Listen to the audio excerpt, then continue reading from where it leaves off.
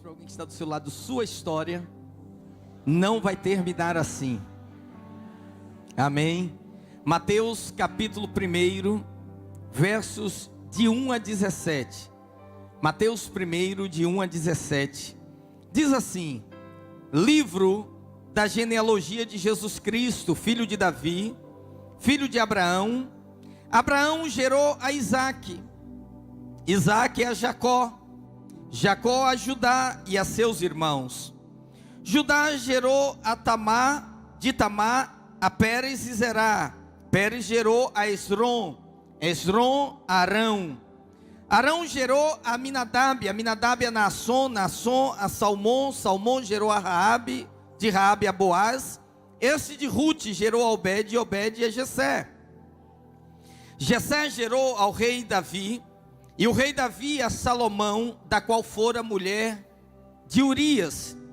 Salomão gerou a Roboão, Roboão a Abias, Abias a Asa, Asa gerou a Josafá, Josafá a Jorão, Jorão a Uzias, Uzias gerou a Jotão, Jotão a Acás, Acás a Ezequias, Ezequias gerou a Manassés, Manassés a Amon, Amon a Josias, Josias gerou a Jeconias e a seus irmãos no tempo do exílio da Babilônia. Depois do exílio da Babilônia, Jeconias gerou a Salatiel, e Salatiel a Zorobabel. Zorobabel gerou a Abiúde, Abiúde a Eliaquim, Eliaquim a Azó, Azó gerou a Sadoque, Sadoque a Aquim, Aquim a Eliúde. Eliúde gerou a Eleazar, Eleazar a Matã, Matã a Jacó. E Jacó gerou a José, marido de Maria, da qual nasceu Jesus, que se chama o Cristo.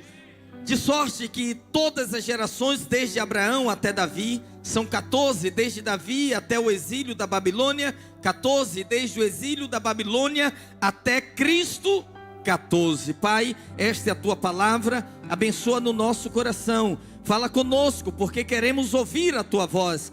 Que esta noite seja uma noite de cura, de libertação, de transformação. Que alguém que veio aqui, ó Deus, buscando esperança no Senhor, seja tomado pelo teu Espírito e o seu coração seja marcado pela tua santa e bendita palavra, em nome do Senhor Jesus. Alguém diga amém. Existe um ditado no mundo que diz que quando algo é para dar errado, vai dar errado. E outros dizem assim: o que tiver de ser, será. Você conhece, né? O que está por trás dessa crença?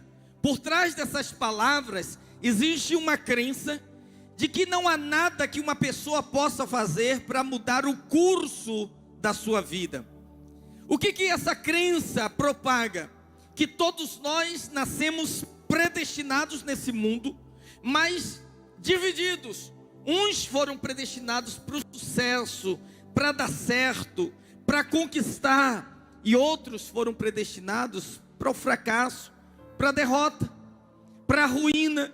E eles dizem assim: eu não tenho como mudar a minha realidade. Diga comigo assim: só que não. Por quê? Porque a Bíblia nos mostra que homens e mulheres que tinham tudo para dar errado, mudaram de uma maneira incrivelmente fantástica e entraram para a genealogia de Jesus.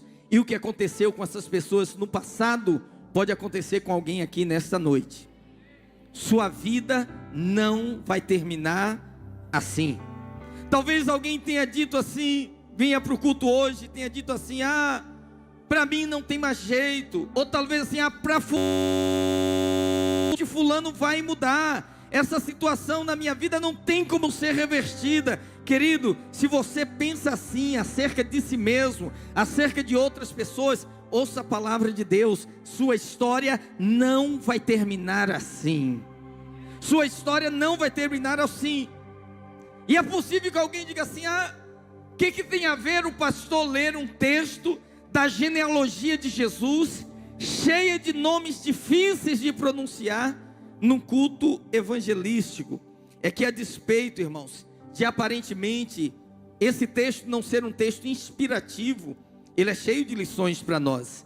Ele vai nos dar muitas revelações, Por que que o Senhor é capaz de mudar a história de qualquer pessoa, como mudou a minha, como mudou a de muitas pessoas aqui nesta noite? Ele pode mudar a sua que está aqui hoje, nos visitando pela primeira vez, ou a sua que está nos acompanhando online, de qualquer lugar onde essa pregação possa chegar.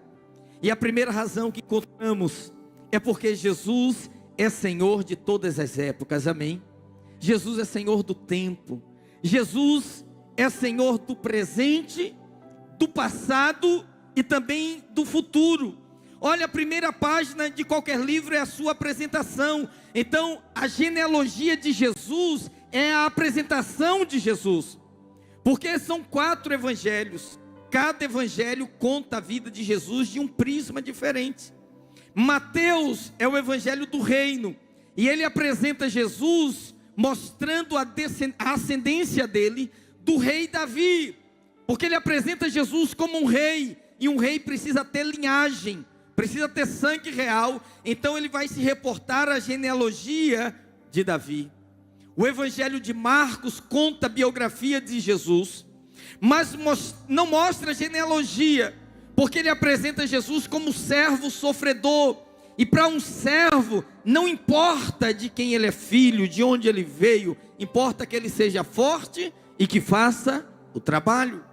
Lucas registra a genealogia de Jesus, mas ele reporta Jesus a Adão, para mostrar que Jesus também era 100% homem, que ele tinha uma ascendência natural. E João, que é o último evangelho, ele também não tem genealogia, porque ele apresenta Jesus como filho direto de Deus, quando ele apresenta assim: no princípio era o verbo estava com Deus, e o verbo era Deus. E o verbo se fez carne e habitou entre nós, cheio de graça e de verdade, e vimos a sua glória como a glória do unigênito do Pai. Amém, queridos? Mas hoje eu quero falar apenas da apresentação de Jesus no evangelho de Mateus, porque esse texto começa dizendo assim: livro da genealogia de Jesus, da geração de Jesus.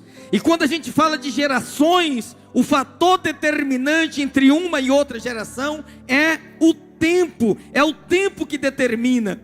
E o tempo traz mudanças nas gerações. Cada geração que surge, ela surge com características diferentes. Você não veja o que diz Salomão, Eclesiastes 1, verso 4 a 6. Ele diz assim: uma geração vai, outra geração vem, mas a terra permanece para sempre. E nasce o sol, e põe-se o sol, e volta ao seu lugar de onde nasceu. O vento vai para o sul e faz o seu giro para o norte. Continuamente vai girando o vento e volta fazendo os seus circuitos. O que Salomão está dizendo? As gerações mudam. Uma geração passa, a que vem não é igual a ela. Mas ele diz: a terra permanece a mesma. A terra não muda. A terra continua. O sol nasce todo dia, o sol se põe, o vento vai para o norte, faz a sua curva, faz o seu giro, volta para o mesmo lugar. E quando Mateus fala da genealogia de Jesus, ele fala de uma contagem de tempo. Ele fala das gerações que foram se passando. Do verso 1 ao verso 17, Mateus diz: são 42 gerações. O texto contabiliza e diz assim: 14 gerações de Abraão até Davi. Depois 14 gerações de Davi até o exílio da Babilônia. Depois mais 14 gerações do exílio da Babilônia até o nascimento de Jesus Cristo, perfazendo um total de 42 gerações. 42 gerações, irmãos, muitas mudanças aconteceram. Reinos surgiram, reinos desapareceram. Líderes se levantaram, líderes sucumbiram. Mas quando eu olho para Jesus, Jesus é o único que não muda. Jesus não mudou. Jesus não passa com o passar do tempo. Jesus não muda quando mudam as gerações. E é isso que o autor de Hebreus diz no capítulo 13, verso 8. Jesus Cristo é o mesmo ontem e hoje e eternamente. Alguém diga amém. Jesus caminha nos 3 tempos: passado, presente e futuro. É por isso que ele não muda, porque se ele passeia no passado, ele caminha no presente e ele tem o controle do futuro em suas mãos. Eu quero dizer, a sua vida não está à deriva, a sua vida está ancorada em Deus. Sua vida não está fora do controle, porque quando você tem incertezas quanto ao futuro, você perde o sono, você vai comer compulsivamente, a ansiedade domina o seu coração, você fica inquieto quanto o dia de amanhã, seu coração é tomado de assombros, de medos. E a palavra de Deus diz: não temas, porque eu sou contigo. Não te assombres, porque eu sou teu Deus. Eu te ajudo e te fortaleço com a minha destra fiel. Muitas pessoas dizem que no passado Deus fazia, mas hoje Deus não faz mais. Já não existem os milagres do passado. O poder de Deus não opera como operava antigamente. Irmãos, quem pensa assim, pensa que Deus está preso a uma determinada época, mas Ele é Senhor do tempo, e isso fica claro na profecia de Isaías sobre o nascimento do Messias, capítulo 9, verso 6, ele diz: porque um menino nos nasceu, um filho se nos deu, e o governo, o domínio, a autoridade está sobre os seus ombros, e o seu nome será Maravilhoso Conselheiro, Deus Forte, Pai da eternidade e Príncipe da paz. Ele é o Pai da eternidade. Ele não é só Senhor do tempo, Ele é o Pai da eternidade. Ele é o eterno, o tempo está nas suas mãos. Ele é o Rei eterno, imortal, controla todas as coisas. Ele é o Criador e o sustentador do universo. Muitas pessoas estão achando que Deus criou as coisas e perdeu o domínio. E aí começam as pessoas, deram a lua para São Jorge, deram o casamento para Santo Antônio, deram as crianças para Cosme e Damião, deram os mares para Iemanjá, deram as matas virgens para Oxóssi, deram as cachoeiras para Obaluaê. E o Senhor está no céu dizendo: eu não dei nada para ninguém. Do Senhor é a terra, a sua plenitude, o mundo e tudo que nele habita. Aleluia. Salmo 62, verso 11 diz: uma coisa disse Deus, 2 vezes a ouvir, que o poder pertence a Deus. O poder pertence ao Senhor. Jesus é o mesmo, Ele não muda. Geração vai, geração vem, Ele permanece eternamente, amém? Ele curou no passado, Ele cura no presente e Ele vai continuar curando no futuro. Ele libertou no passado, Ele liberta no presente e Ele vai continuar libertando no futuro. Ele restaurou famílias no passado, Ele restaura no presente e Ele vai continuar restaurando no futuro. Ele transformou no passado, Ele transforma no presente e Ele vai continuar transformando no futuro, porque Ele é Senhor do tempo. Senhor, o salmista dizia assim: de geração em geração Tu és Deus. Dê um aplauso ao Senhor, aleluia, glória ao nosso Deus. Segundo, sua história não vai terminar assim, porque Jesus, Ele é Senhor de todo tipo de pessoa. Jesus é um Deus que pode reinar sobre qualquer classe de pessoa. Diga comigo assim: Deus não faz acepção de pessoas. Quanto à salvação, Deus não faz acepção de pessoas. Ele não escolhe alguém com base na cor da pele, no tipo de cabelo, na classe social, no nível econômico, cultural. Não, não, não, não. A salvação é para todos. Isso é tão verdade que na genealogia de Jesus nós encontramos 3 tipos de pessoas. Lá nós encontramos os patriarcas: Abraão, Isaac e Jacó. E a maneira como o Senhor se apresenta no Antigo Testamento, Ele diz: eu sou o Deus de Abraão, eu sou o Deus de Isaac e eu sou o Deus de Jacó. E nós sabemos que os 3 patriarcas, eles apontam para as três pessoas da Trindade divina. Abraão aponta para Deus o Pai. Ele é quem gerou o filho. Isaque aponta para Deus o Filho. Isaque é quem subiu o Moriá com o lenho nas costas para o sacrifício. Jacó aponta para a obra do Espírito Santo. Jacó foi aquele que sofreu a maior transformação e que Deus teve que trabalhar tantas coisas nele até mudar completamente o seu caráter. Mas esses três homens também apontam para três tipos de pessoas. Quem é Abraão? Abraão representa aqueles que são importantes. Abraão ainda hoje é reverenciado pelas três maiores religiões monoteístas do mundo. Abraão é considerado o pai da fé para os cristãos. Abraão é considerado pai do judaísmo. Os judeus dizem, nosso pai Abraão. Abraão também é pai do islamismo.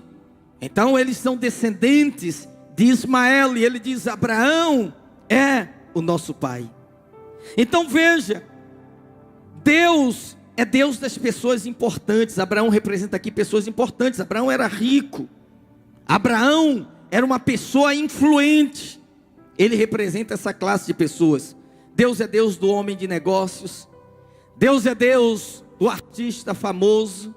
Deus é Deus daquele desportista internacional, daquele profissional bem-sucedido, daquele político que possa ocupar o maior cargo de uma nação. Ele pode servir a Deus, sim ou não? Ele é Deus da classe social mais elevada. Nunca pense que pessoas assim são rejeitadas pelo Senhor. Nunca pense que uma pessoa por conta da sua conta bancária, Deus não ama. Não, Deus nunca vai salvar essa pessoa. Nunca pense que uma pessoa, porque se tornou famosa, ela não pode servir a Deus. Nunca pense que alguém, por ser um empresário bem-sucedido, ele também não precisa de Deus, porque Deus é Deus de Abraão. Existe lugar para esse tipo de pessoa na presença do Senhor, amém? Mas Deus também é Deus de Isaque. E quem é Isaque? Isaque nos fala das pessoas comuns, pessoas que não fizeram nada de extraordinário, nem para o bem, nem para o mal. Casou, financiou sua casa pela Caixa Econômica Federal, cria uma calopsita, teve um baby, entendeu? Anda de ônibus, pega Uber, dirige seu carro, trabalha todo dia, volta para casa, almoça domingo na casa da sogra. Gente comum, gente que está no nosso meio, para o bem, mas também não fez para o mal. Existe lugar para essas pessoas na genealogia de Jesus. Às vezes a gente acha que para evangelizar uma pessoa, a pessoa tem que estar com a vida destruída. Não, tem muita gente que tem ali a famíliazinha, tipo Doriana, todo mundo em volta da mesa, comendo e tal. Elas precisam de Jesus também, precisam de um Salvador, porque você não sabe como está a vida da pessoa. Tem um card que a irmã Aline fez essa semana, está postado nas redes sociais, que ele diz assim: e fora do story, como você está? Porque no story todo mundo é bonito, sim ou não? Você põe um filtro, você trabalha, faz um Photoshop, fica com a bochecha rosada, fica com a pele lisa, não é verdade? Enche, emagrece, você faz o que você quer ali. Mas a pergunta é: e fora do story? É uma pessoa que está vivendo a vida normal. Deus quer ser Deus dessas pessoas também, amém, queridos? Mas Deus também é o Deus de Jacó. E quem é Jacó? Jacó aponta para aqueles que são pervertidos e de caráter torto. Deus se fez o Deus de Jacó também. Ele é Deus das pessoas que se tornaram imorais, que se tornaram depravadas em seu caráter, pessoas que se tornaram um peso para a sua família, um problema para a sociedade. Há esperança para esse tipo de pessoa em Cristo Jesus. Sabe aquela pessoa que o mundo diz assim: esse não tem jeito. O Senhor também pode transformar a vida dela. Sabe aquela pessoa que a família diz assim, o pai diz, eu já desisti. Sei que alguns anos atrás, tem bastante tempo isso, veio um jovem congregar conosco aqui. E aí, um dia, eu recebi uma ligação, ele estava num quarto de um motel, aqui na estrada do Pau-Ferro, preso, querendo ir para casa, mas eles não deixavam, porque ele consumiu drogas, bebeu uísque, não tinha dinheiro para pagar, e o cara trancou ele lá e falou, não, só sai aqui, alguém tem que pagar. Aí ligaram para a família dele, ligaram para o pai, o pai falou assim, eu já fiz o que podia fazer, por mim ele vai ficar lá. Ligaram para o tio, aí me ligaram, pastor, tem como ajudar? Aí eu fui lá resgatar, já acreditei isso? Lá resgatar, dentro de um quarto de motel, um camarada drogado, vomitando, passando mal, entende? Mas eu pude ver o poder de Deus agindo na vida dele. Deus é Deus desse tipo de pessoa também. Para o homem tem alguém que ele diz assim, esse caso é um caso sem solução, mas para Deus não há caso sem solução.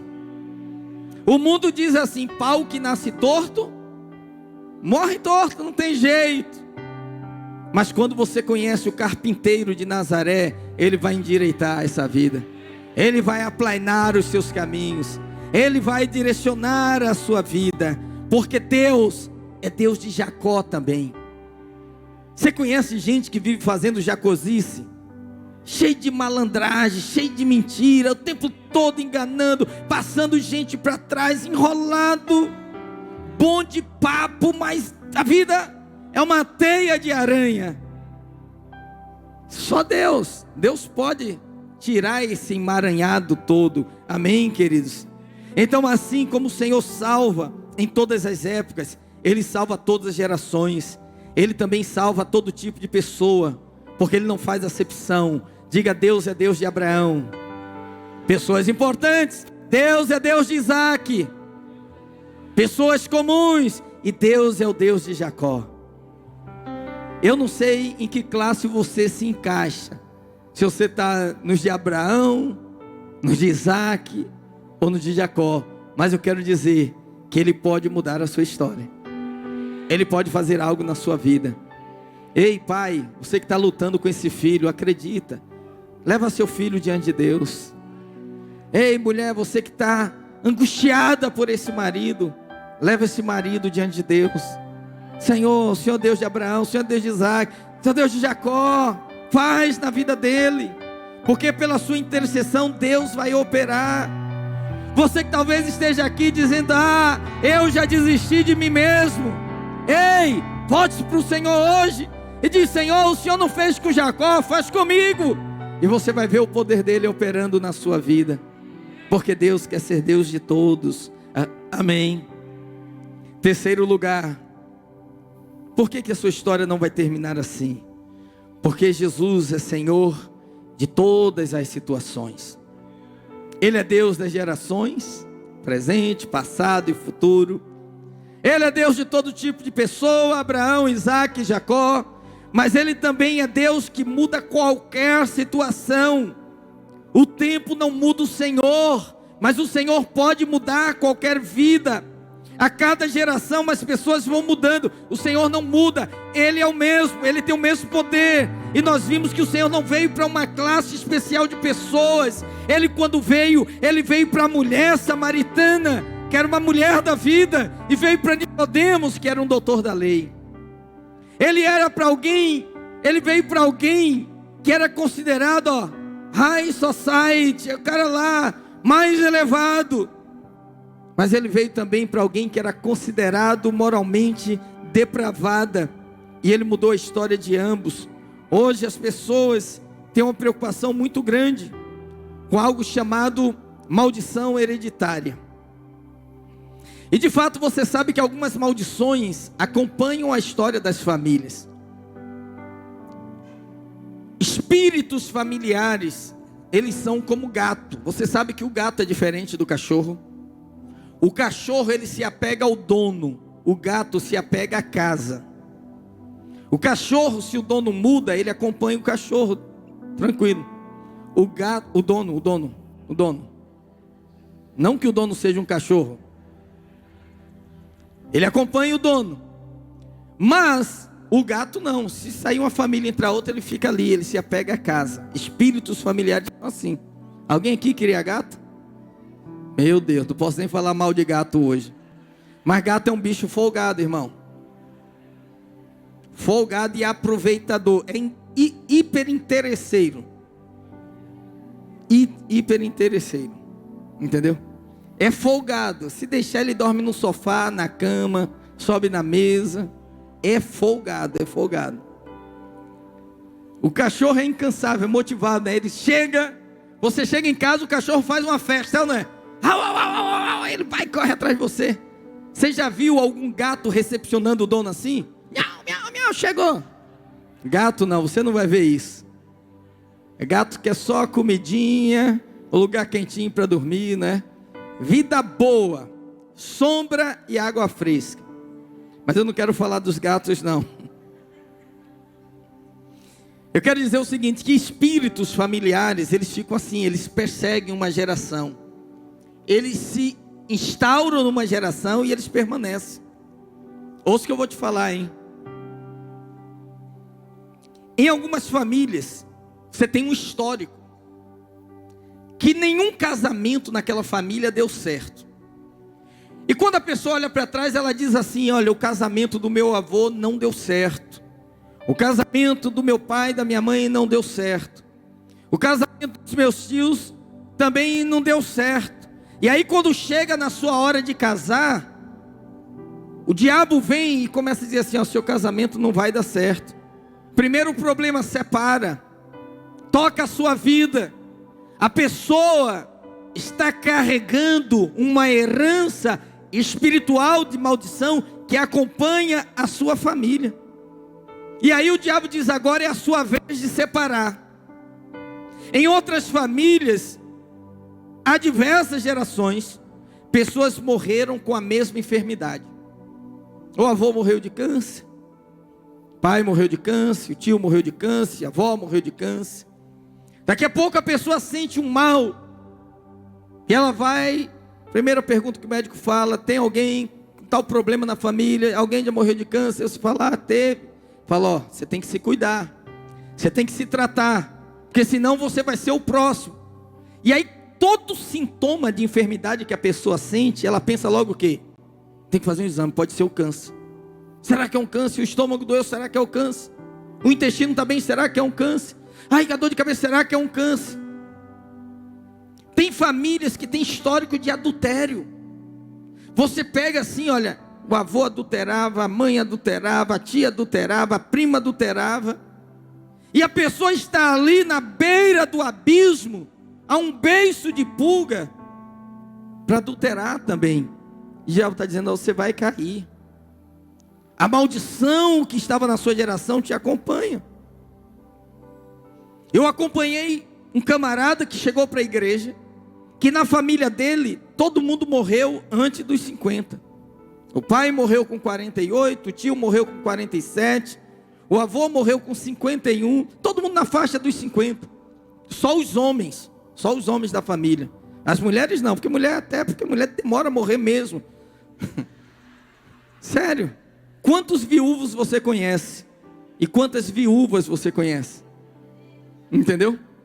Viúvas muitas, mas viúvos poucos, né?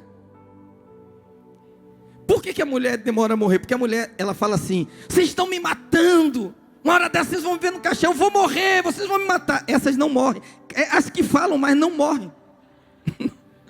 Essas não morrem, passarão o céu e a terra, e elas continuarão aí, elas não vão de passar, entendeu? Sabe por que ela não morre? Porque a mulher, ela fala, e o falar desestressa a mulher, entendeu? Ela está chateada, ela fala, depois que ela fala, ela fica aliviada. O homem fala pouco. Então, ó, quarta-feira, o culto dos homens aqui, Marcelinho, não falta não. Não falta não, que eu tenho 3 recados de Deus para você. 3 recados de Deus. Os 3 lugares da casa que o homem tem que dominar. Mas não vou falar agora não. Vou falar agora. Quarta-feira, me aguarde. Vai ser forte. E não quero nenhuma mulher aqui no prédio, irmão, porque eu não vou ter filtro. Não pode. Vai ser porta fechada, só homem. Então, quarta-feira, venha se você for homem. Ok? Esse que é o nosso slogan. Não pode ter mulher aqui nem fazendo cafezinho, nem nada. Porque elas vão ficar escandalizadas se elas ouvirem, né? Entendeu? Porque o que acontece? Com o passar do tempo, a mulher vai envelhecendo, ela vai falando cada vez mais. A tendência é essa. E o homem vai envelhecendo, ele vai falando cada vez menos. E muitas irmãs falam assim: ah, pastor, meu marido não conversa. Eu falo: não é só o seu não. No mundo todo é assim, né? Igual aquele garoto que falou com o pai. Falou assim: pai, é verdade que na África o homem só conhece a mulher depois que casa? Ele falou: não é só na África não, meu filho. No mundo todo é assim, acontece desse jeito. E a mulher vai falando. Por isso que eu falo para os homens: ó, o segredo da longevidade é você orar em línguas. Tem que falar em línguas. Entendeu? Isso desestressa também. E esse camarada que eu acompanhei, quando ele estava para fazer 50 anos de idade, ele estava apavorado. Ele viveu um ano de muita turbulência, o tempo todo. Ele achava que ia se envolver num acidente, ele achava que ia comer uma comida e ia passar mal. Por quê? Porque na família dele, todos os homens morreram na faixa de 50. Como tem famílias que todo mundo morreu de acidente. Entende? É um histórico que acompanha. Muitas pessoas, quando começam a ver esse histórico de família, elas chegam à conclusão de que não há nada que elas possam fazer para mudar a realidade. Mas eu declaro em nome de Jesus: a sua história não vai terminar assim. Sua história vai mudar. Deus vai usar a sua vida para quebrar correntes de vícios, de adultério, de prostituição, de idolatria, e mudar a partir de você. E hoje você pode se levantar e dizer: até aqui foi assim, daqui para frente vai ser diferente. Eu vou mudar a história da minha família. Amém? Jesus é o mesmo em todo tempo. Jesus transforma todo tipo de pessoa, e o seu poder é eficaz para quebrar qualquer tipo de maldição. Agora, você vai ter uma revelação poderosa agora, irmãos. A Bíblia diz, faz questão de dizer, que Jesus veio da tribo de Judá. De qual tribo era Jesus? Tinham 12 tribos em Israel. Jesus era da tribo de Judá. Ou seja, ele foi da descendência de Judá. Só que quando nós lemos a história de Judá, nós vamos ver a genealogia, nós vamos ver só frutos negativos nessa genealogia. Se fosse colocar na balança o peso do que aconteceu na ascendência dele, até ele, nós diríamos que Jesus seria a pessoa menos adequada para ser o nosso Salvador, por herança familiar. Ali a gente encontra fruto de engano, a gente encontra fruto de adultério, a gente encontra fruto de idolatria, a gente encontra fruto de prostituição. São coisas que quando você vai estudar a fundo, você fica boquiaberto. Por exemplo, primeiro fruto que nós encontramos na genealogia de Judá: fruto de engano. Olha o verso 3 da genealogia, o que diz: Judá gerou de Tamar, Perez e Azerá. Pérez e Zerá eram gêmeos de uma gravidez de Tamar, que teve com Judá. Só que quem conhece a história bíblica sabe que Judá não era esposo de Tamar. Tamar não era a mulher de Judá. Tamar era a nora de Judá. Até para os dias de hoje é algo abominável que um sogro deite com a sua nora. É algo que gera repulsa. E naquele tempo a Bíblia diz que Tamar casou com um dos filhos de Judá. E o rapaz morreu e não tinha filhos. Pela lei ela tinha direito a casar com o segundo filho. E ela casou-se com o segundo filho. E o segundo filho morreu e não deixou filho. Então ela queria casar com o terceiro filho de Judá, chamado Selá. E Judá falou assim: tá, deixa eles envelhecer um pouquinho mais, amadurecer um pouquinho mais, você casa com ele. E o menino chegou à idade de casar e ele não deu em casamento, ele enganou ela. Ela, enganada, usou de uma artimanha com Judá. Ela se vestiu de prostituta, ficou no caminho dele, seduziu ele, deitou com ele e engravidou. Dessa gravidez veio duas crianças, Zerá e, que eu falei? Pérez e Zerá. Pérez ou Perez e Zerá. Quer dizer, olha como começa a genealogia de Jesus. Você vai encontrar aqui fruto de engano. Jesus vem de Judá, ou seja, ele tinha tudo para dar errado. Porque quando algo começa errado, a tendência é que continue errado, sim ou não? A tendência é essa. Mas não continuou. Jesus veio de Judá. Depois nós vamos encontrar aqui o fruto de prostituição. Verso 5 diz assim: Salmão gerou de Raabe a Boaz. Quem era Raabe? Raabe era a prostituta cananita, que morava em cima dos muros de Jericó. E quando Jericó foi conquistada, ela abrigou os espias de Israel. E quando a cidade foi conquistada, a única casa que não foi destruída foi a casa de Raabe. Ela foi salva com toda a sua família. O que aconteceu? Um príncipe de Judá chamado Salmão casou-se com Raabe e teve um filho com ela, Boaz. Olha só.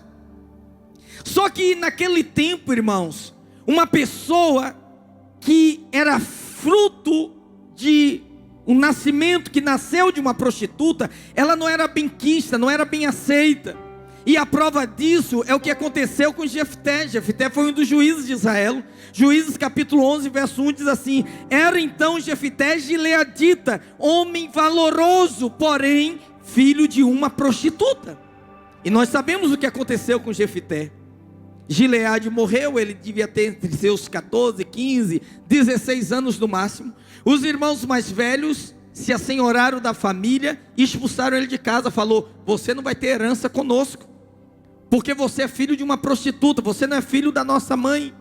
Você é filho do nosso pai, mas não é filho da nossa mãe. E expulsaram ele. Vocês conhecem a história de Jefté, como Deus mudou a vida dele, como Deus transformou aquele episódio triste da vida dele em um varão valoroso que trouxe libertação para Israel. Querendo dizer para você nesta noite que não importa como você veio ao mundo, Deus pode transformar a sua história e você ser um canal da bênção e uma expressão da graça do Senhor nesse tempo, amém? Foi assim com Jefté, mas ele não foi bem quisto, porque era filho de uma prostituta. Mas agora Salmão, príncipe de Israel, casa com Raabe, e vem Boaz. E Boaz vai se tornar o Elon Musk da sua época, o homem mais rico, o fazendeiro mais próspero. E vai entrar para a genealogia de Jesus. Eu estou dizendo que frutos negativos foram sendo transformados pelo Senhor. Na mesma genealogia nós vamos encontrar também o fruto da idolatria. Verso 5 diz: e este de Ruth gerou a Obed. Quem era Ruth? Moabita.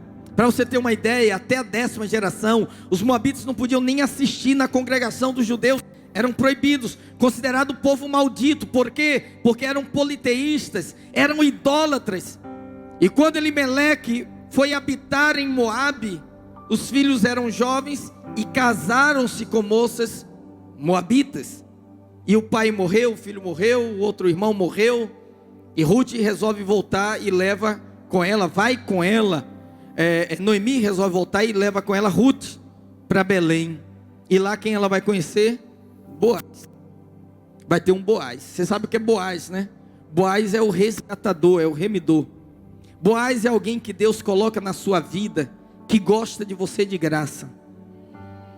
Boaz é uma conexão que Deus faz, que só vai abençoar você, não vai tirar nada de você, só vai acrescentar na sua vida. Boaz é um enviado de Deus, que vai abrir portas, que vai favorecer você. E eu declaro em nome do Senhor Jesus, que nesse tempo Deus vai levantar um Boaz sobre a sua vida. Alguém que vai com a sua cara, que vai gostar de você, e que vai dizer: eu vou te ajudar, eu vou ajudar você a conquistar esse sonho. Eu vou entrar na sua vida só para te abençoar. Deus pode fazer isso. E Ele fez com Ruth. Ou seja, veio de um passado de idolatria, mas em um dado momento sua vida, ela decidiu servir a Deus, abandonou os ídolos e se tornou serva do Senhor. Nós vamos encontrar aqui fruto de adultério. Verso 6, diz assim: o rei Davi a Salomão gerou a Salomão, da qual fora a mulher Urias. Presta atenção, olha o que o texto diz. O rei Davi gerou a Salomão, da qual fora a mulher de Urias. O texto não fala que é Betseba, ele não fala que foi a esposa, ele fala foi a mulher de Urias. Não era mulher de Davi, não era para ele ter filho com ela. Ele está dizendo foi adultério. A Bíblia tem uma sinceridade tão profunda que ela não esconde nem os erros dos homens de Deus, mas ela mostra a graça de Deus operando. O texto não fala Betseba, diz Davi gerou a Salomão, da qual fora a mulher Urias, porque ele fala do pai, fala do filho, mas especifica que a mulher era de outro homem. Todavia, quando eu leio a biografia de Jesus, em Mateus, Marcos, Lucas e João, eu não encontro em Jesus características de enganador, embora alguém no seu passado tenha enganado. Quando eu leio a biografia de Jesus, eu não encontro características de prostituição, embora tenha uma prostituta na sua raiz genealógica. Quando eu leio a biografia de Jesus, eu não encontro características de idolatria, embora no seu passado tenha uma idólatra. Quando eu leio a biografia de Jesus, eu não encontro características de adultério, embora no seu passado exista uma mulher adúltera, porque o nosso Deus é poderoso para transformar maldição em bênçãos, porque toda maldição é encerrada na pessoa de Cristo Jesus. Ei, não importa o seu passado, não importa a sua origem, não importa como você chegou a esse mundo, em Cristo Jesus, a sua história pode ser transformada, aleluia. Isso é tão poderoso, irmãos, quando nós lemos o final da genealogia de Jesus. Prepara o seu coração, que agora você vai ter um rema, você vai dar glória a Deus e aleluia. Verso 16 diz assim: e Jacó gerou a José, marido de Maria, da qual nasceu Jesus, que se chama o Cristo. Pegou? Olha só, até o verso 15 da genealogia é assim: fulano gerou Beltrano, Beltrano gerou Ciclano, fulano gerou Beltrano, Beltrano gerou Ciclano. Quando chega no verso 16, muda a narrativa. Ele diz Jacó gerou a José, mas ele não diz José gerou a Jesus. Ele diz José, marido de Maria, da qual nasceu Jesus. Jesus nasceu de Maria, mas não é descendência de José. Ele não recebeu o DNA do pecado de Adão, porque ele foi inseminado pelo Espírito Santo no ventre de Maria, ela tornando-se barriga de aluguel, para que ele nascesse sem pecado. Glória a Deus. E em Cristo Jesus se encerrou um ciclo de maldição. Até Jacó, um foi gerando o outro, mas Jacó gerou Jessé, mas Jessé não gerou Jesus. Ele só usa Jessé como referência de marido de Maria. Quem é José aqui? Marido de Maria, da qual nasceu Jesus. Jesus não tinha o DNA do pecado, entendeu? Todo mundo sabe que mesmo a criança no ventre da mãe, o sangue da criança não se mistura com o sangue da mãe. Como que o senhor sabe disso? Porque a mãe pode ter um tipo sanguíneo e o filho pode ter um tipo sanguíneo. São separados. Jesus não tem no seu DNA a hereditariedade da semente de Adão. Ele foi concebido pelo Espírito Santo. Assim como você também, quando nasce de novo, é concebido pelo Espírito Santo, e Ele muda a sua história, aleluia. Isso aqui desfaz todas as teorias apregoadas no mundo, que afirmam que muitas pessoas são um caso sem solução, porque a sociologia diz o quê? O homem é produto do meio. Se você está no meio corrompido, você não tem como ser puro. Mas você olha para a Bíblia, Adão estava no ambiente puro e se corrompeu. Jesus estava no ambiente corrompido e manteve a sua pureza, não se corrompeu. Houve um filósofo do século 17 chamado Spinoza. Ele afirmava o seguinte, olha só, ele dizia o seguinte: o homem é fruto dos instintos e das necessidades biológicas que nascem conosco, prefigurando um tipo de determinismo genético. Ou seja, o que um homem é, o que um homem vai se tornar, já está no seu DNA, e não há nada que possa mudar essa realidade. A psicologia, de maneira geral, diz o quê? O homem é fruto dos seus traumas de infância, e o seu relacionamento com pai e mãe nos primeiros anos da sua vida vai determinar o tipo de pessoa que ele é, e não se pode mudar isso. Mas a Bíblia diz que em Cristo todas as maldições são quebradas. Você pode vir trazendo um histórico, de geração, de bisavô, tataravô, bisavô, avô, pai. Chegou em você. Quando Cristo entra na sua história, a partir daqui, encerra-se um ciclo, começa um novo ciclo. Encerra-se um histórico de maldição e começa um histórico de bênção, aleluia. E ainda que seu nascimento tenha sido traumático, ainda que a sua vida tenha sido turbulenta, ainda que você tenha vivido momentos assim de tropeço, e caiu na vala, e mergulhou na lama, e se sujou completamente, eu quero dizer para você, Ele é Senhor dos céus e da terra, e Ele tem o poder de mudar a sua história. 1 de João 3,8 diz: para isso mesmo se manifestou o Filho de Deus, para desfazer, para destruir, para aniquilar as obras do diabo. Aquilo que o diabo fez, só o Senhor pode desfazer. Então eu declaro que hoje toda maldição será quebrada em nome do Senhor Jesus. Eu declaro que sobre a sua vida, Ele é Senhor do tempo, Ele é Senhor das gerações, Ele é Senhor da sua história, e não importa qual seja a sua situação, não importa qual seja a sua origem, o Senhor pode entrar na sua vida hoje e repaginar a sua história e começar um novo capítulo, aleluia.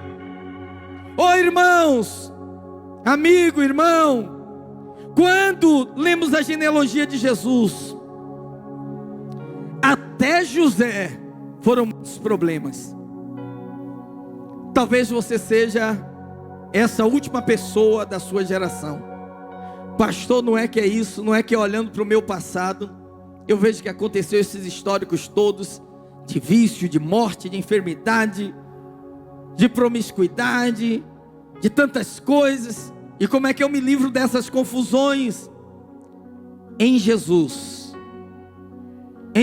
Cristo, aleluia, encerra-se todo o ciclo de culpa, de condenação, de maldição, de erros, de tropeços, de engano, de idolatria, de imoralidade, de prostituição, de adultério. E ele começa a história de um homem que nasceu sem pecado, para mudar a história de homens pecadores como nós. O que eu quero dizer para você? Da maneira que se encerra a genealogia de Jesus, é a maneira como a minha e a sua história começa. Como é que encerra a história de Jesus? José, marido de Maria, da qual nasceu Jesus, que se chama Cristo. Jesus é nome, Cristo é título, ungido. A sua história não começa lá em cima, a sua história começa em Cristo. Você começa ali. É assim, olha. E Jacó gerou a José, marido de Maria, da qual nasceu Jesus, que se chama Cristo. E de Jesus Cristo nasceu o Ricardo, nasceu o André, nasceu a Denise, nasceu o Anderson, nasceu o João, nasceu o Francisco, nasceu a Isabel, nasceu a Rebeca. De Jesus Cristo nasceu cada um de nós numa história nova, aleluia. Fique de pé em nome do Senhor Jesus, aleluia.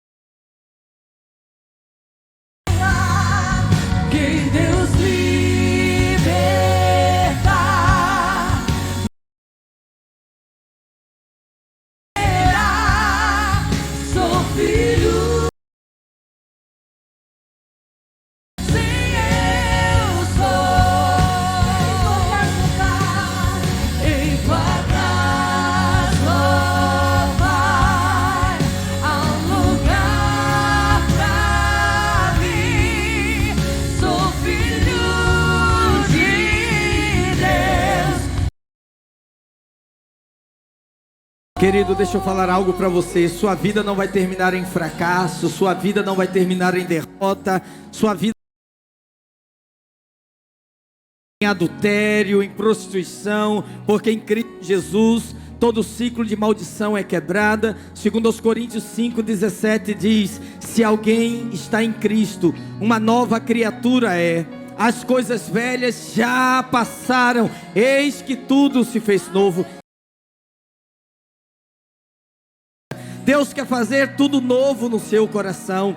E se você entrou aqui nesta noite, a convite de alguém, você diz: pastor, eu me identifiquei com essa palavra, eu vejo que há um ciclo de maldição na minha casa, eu vejo que há um ciclo de maldição na minha família, eu vejo tantas coisas que já aconteceram no meu passado, e eu não quero carregar isso para a minha vida, para o meu futuro. Talvez você esteja aqui e até esteja passando por um processo de desânimo, de depressão na sua vida, e nós estamos no Setembro Amarelo, liberando a palavra de vida, a palavra de restauração sobre você. Talvez seja alguém da sua casa, talvez seja alguém da sua família que esteja precisando de uma intervenção divina. Deixa eu te fazer uma pergunta: você crê, você acredita que Cristo Jesus pode interromper um ciclo de maldição e levar a sua vida para um novo destino, para uma nova história, e mudar não apenas a sua vida, mas a história de toda a sua família? Se você crê, eu quero orar por você. E se você entrou aqui nessa noite e diz: pastor, eu preciso dessa oração, eu preciso dessa mudança, eu preciso dessa transformação, Eu quero que você levante a sua mão onde você estiver, para que eu possa orar por você. Erga assim a sua mão e diga: eu preciso. Ora por mim, eu preciso de quebrar um ciclo de maldição na história da minha família. Eu quero que o Senhor repagine a minha história. Eu quero começar um novo tempo com Deus, em nome de Jesus. Onde você estiver, erga assim a sua mão. Irmão, olhe do seu lado, veja se tem alguém com a mão levantada. Aproxime-se dessa pessoa, abrace essa pessoa onde ela está nessa hora. Ajude-a a receber essa oração. Eu quero convidar você a sair do seu lugar, trazer essa pessoa aqui. Nós vamos orar hoje aos pés da cruz. Se encerra uma história e começa um tempo novo de Deus na sua vida, em nome de Jesus.